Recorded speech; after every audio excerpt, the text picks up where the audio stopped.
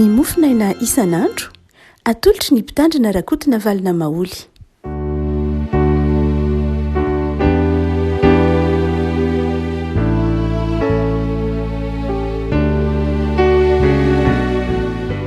Falmerabatsika rehefa kotratra ity zoma faharoa ambin'ny folo ny volana desambra ity ny mofinaina zay voalahatra antsika dia ny taratasy voalohany no soratan'ny Petera voalohany toko voalohany toko voalohany andininy fa fito ambin'ny folo ka hatramin'ny diny fa iraika amby roapolo. Petera voalohany toko voalohany andininy fito ambin'ny folo ka hatramin'ny iraika amby roapolo fa kitsika amin'ny anaran'i Jesosy. Rahalay tsy mizahatavan'olona fa mitsara araka ny asan'izy rehetra no antsoinareo hoe ray, dia mitondra tena amin'ny fahatahorana mandritry ny andro ny fivahinianareo ety aminy. Fa fantatrareo fa tsy zavatra mety ho simba tahaka ny volafotsy sy ny volamena no nanavotanareo tamin'ny fitondratena adala izay azonareo tamin'ny entin-drazana, fa ny rason'i Kristy toy ny rano zanak'ondry tsy misy kilema ary tsy misy betibetina.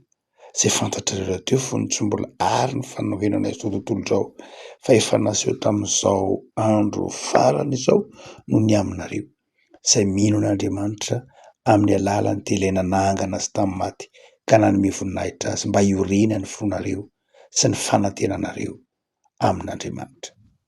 Ray masino, manamasinana ny fahamarinana ny teninao ny fahamarinana. Amen. Petera eto dia manazava fa lafo vidy no nividianan'Andriamanitra antsika mba ho afaka tamin'ny fitondratena adala. Hoy manao hoe tsy volafotsy na volamena nanavotana na nividianana anareo tamin'ny fitondratena adala fa tamin'ny rason'i Kristy. Tsy mora ny nanalàn'Andriamanitra antsika, tsy mora ny nanafahan'Andriamanitra antsika tao anatin'ny fitondratena adala izay nolovana tamin'ny razana. Ino hoe tamin'ny razana? Nolovana tamin'ireo toetra nolovana tamin'ireo razana tany aloha. Tsy hoe manaraka ataontsika hoe ny ADN loatra ilay toetra, fa manaraka ny fanabeazana. Izany hoe ny fanabeazana ny fandimby dia nanjary tonga toetra naharitra ilay fitondratena adala. Nasan'ny fanabeazana ilay toetra adala. Efa nazavaintsika indray maka tamin'ny mofinaina fotoana elaela izay no hoe Andriamanitra raha nanafaka ny zanak'Israely tany Egipta dia tsy mora tamin'Andriamanitra akory nitondrana ny zanak'Israely. Zay tsara antsika teo fa i Mosesy melon'ny niantsoan'Andriamanitra azy, melon'ny niantsoan'Andriamanitra azy hanafaka ny zanak'Israely tany Egipta hoy isika dia no esorin'Andriamanitra tany Egipta aloha Mosesy. Melon'ny anirahan'Andriamanitra Mosesy hanafaka ny zanak'Israely tany Egipta dia no esorin'Andriamanitra tany Egipta aloha Mosesy. Ary navelan'Andriamanitra tany anefitra niona tamin'ny Jetro rafozany ny androndry ny Jetro rafozany ary tany no niona tamin'Andriamanitra tao amin'ny roimemy mirehitra ny efatsilevina hitantsika amin'ny Exodosy toko fahatelo. Izany hoe melon'ny nahatonga ny Mosesy ho mpanafaka ny zanak'Israely dia nohafahana tao Egipta aloha Mosesy.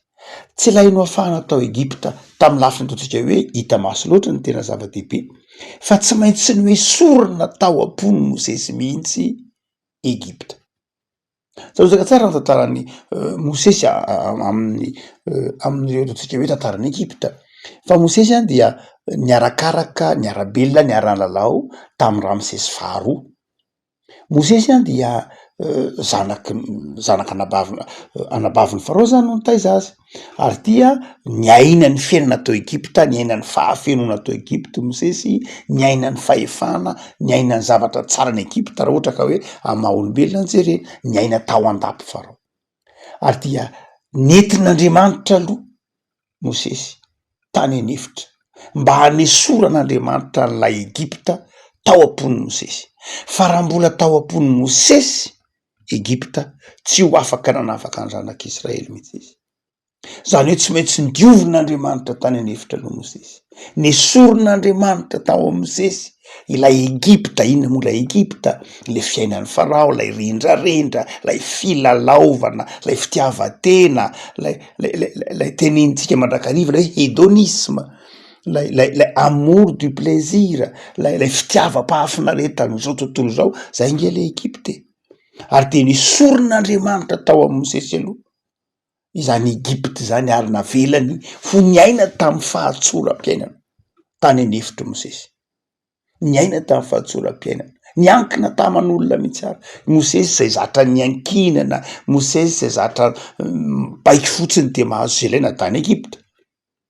Saingy zao rehefa tany anefitra Mosesy de tonga niankina, tonga nivelomina mihitsy ary namelona ny tenany toy ny mpiandry azy, toy ny sanatry toy ny olotsotro Mosesy zay nanana ny naha izy azy.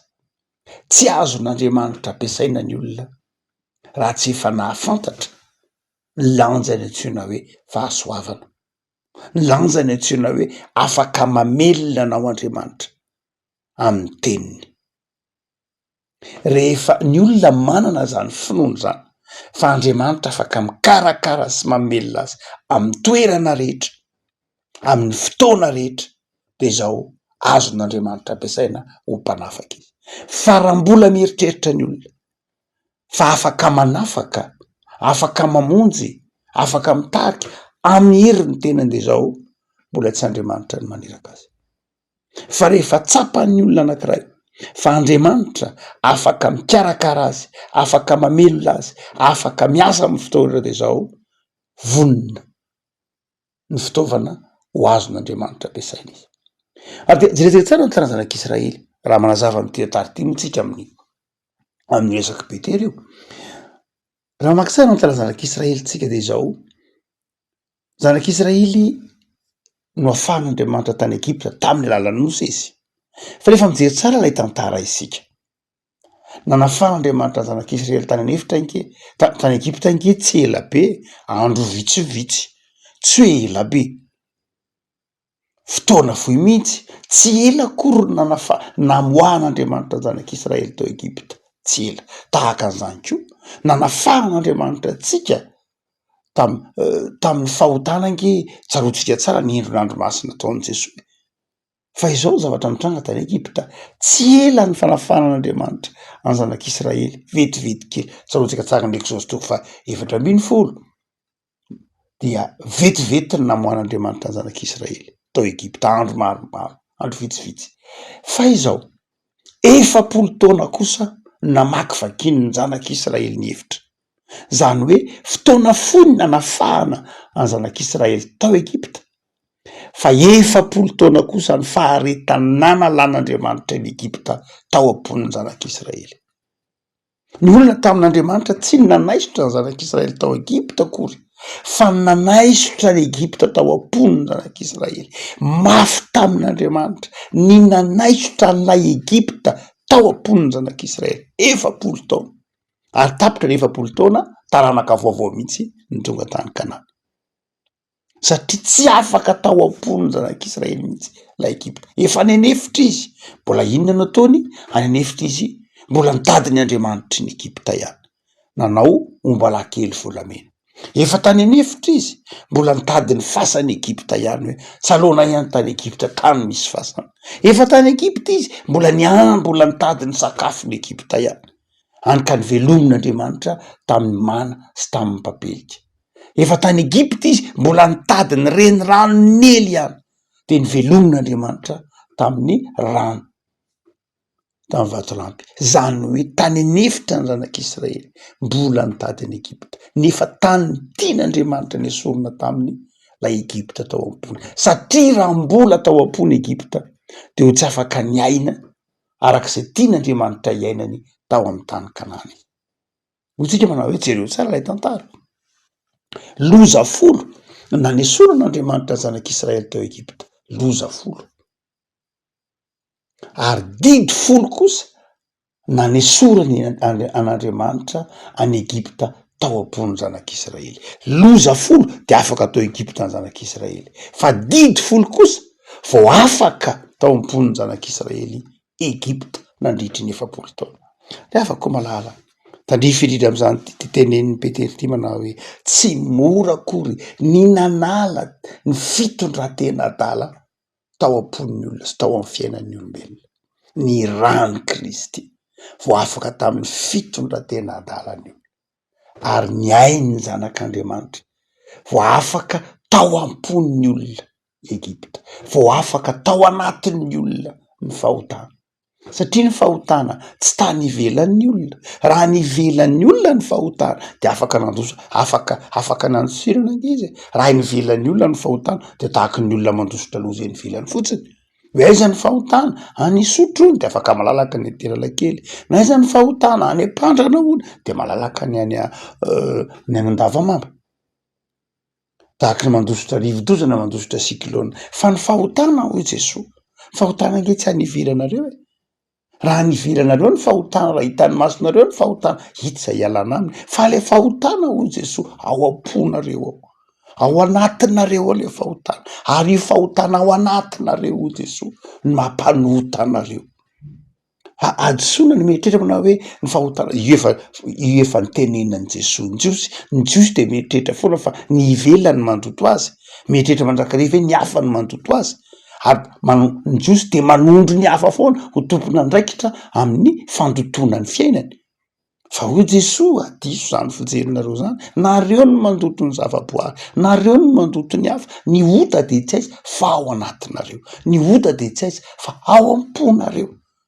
Ary de zay zavatra ao am-ponareo no mivoaka manjary teny, manjary asa, manjary fihetsika, ka manjary ota. Ary dia eto nambaran'ny Petera hoe tsy mora ny nanalan'Andriamanitra an'izany tao am-pon'ny olona, ka mahatonga ny olona manana fo madio. Tsy maintsy nonina tao am-pon'ny olona ny fanamasin'Andriamanitra, vao madio ny fon'ny olona. Fa raha mbola tsy itoeran'ny fanamasin'Andriamanitra de fo itoeran'ny ota, ary rehefa fo itoeran'ny ota de izao fiainana itoeran'ny ota. Afaka malala eto ary Petera de manazava amintsika ny lalan-davitra ny aina ny diavin'ny tompo, ny diavin'Andriamanitra mba hanafaka atsika amin'ny fitondratena adala de ny rany Kristy. Ary dia zavatra roa ary ny tiny apatsehivy ny Petera atsika amin'ity taratasiny ity mba atsianadinotsika an'izany hoe ny rany Kristy no nanavotana atsika.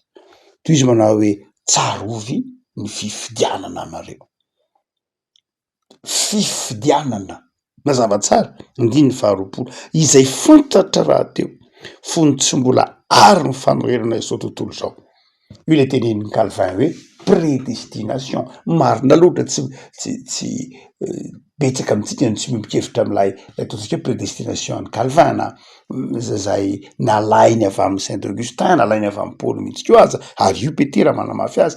Fa aleo tsy resahantsika am'izay lafiny zay, fa resahintsika amin'ny teolôjian'ny Jaune 1:10 hoe hoy Jesosy izaho no nifidy anareo, fa tsy anareo no nifidy aho. Afaka malala rehefa tsy adinotsika fa Andriamanitra nifidy atsika, Andriamanitra niantso atsika, niantson'Andriamanitra, ny fifidianan'Andriamanitra nanafaka atsika tamin'ny hadalantsika. Ny fifidianan'Andriamanitra atsika nandraisantsika ny famelan-keloka tamin'ny alalan'i Jesosy, nahatonga atsika ho afaka. Tsy ny herintsika zany, tsy ny fahazavantsika nahatonga atsika ho afaka tamin'ny fitondratena adala, fa noho ny antson'ny Kristy, noho ny famelan-keloka nataon'i Kristy teo amin'ny hazo fijaliana. Fa ny faharoa dia mahazava-dehibe azy de zao ny finoana. Mazava tsara izay mino an'Andriamanitra, zava-dehibe ny finoana. Io tsy misaraka, eo lay antson'Andriamanitra, lay fahasoavana, fa eo lay finoana, lay fanapahan-kevitra. Tsy misaraka amin'ny fiainana kristianina reo. Reo dia toy ny kodiarana bisikileta mandeha anankiroa. Ny fahasoavan'Andriamanitra ny fidy aho, ny antso aho. Tsy tsara no ny olona rehetra koa atsika rehavako malala, fa no ny antson'ny Kristy.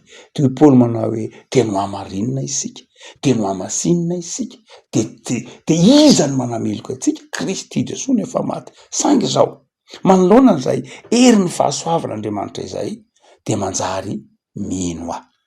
andiny varika miroapolo izay mino n'Andriamanitra amin'ny alalana afaka malala ro toetra anankiroa reo tsy tokony adonoana tamin'ny nanafahan'ny Kristy atsika tamin'ny toetra adala ny fahasoavan'Andriamanitra sy ny finoantsika ny famelan-keloka rehefa ao anatintsika ireo afaka amin'ny fitondratena adala isika noho ny fahasoavan'Andriamanitra sy noho ny fanapahan-kevitra ino ny famelan-keloka nataon'i Jesosy ka mibebaka sy miova ho amin'ny fiainana tsara ivavakasika tompo amin'izao zay fa hainao Andriamanitra tena mamonjy anay tamina amin'ny alalan'i Jesosy zanakao ary mitondra anay ahatsiaro fa ny finoananao Jesosy no andraisanay ny famelan-keloka sy ny fiainam-baovao araka ny teny Saotra Masina raha teo manao hoe raha misy olona ao amin'ny Kristy dia olom-baovao izy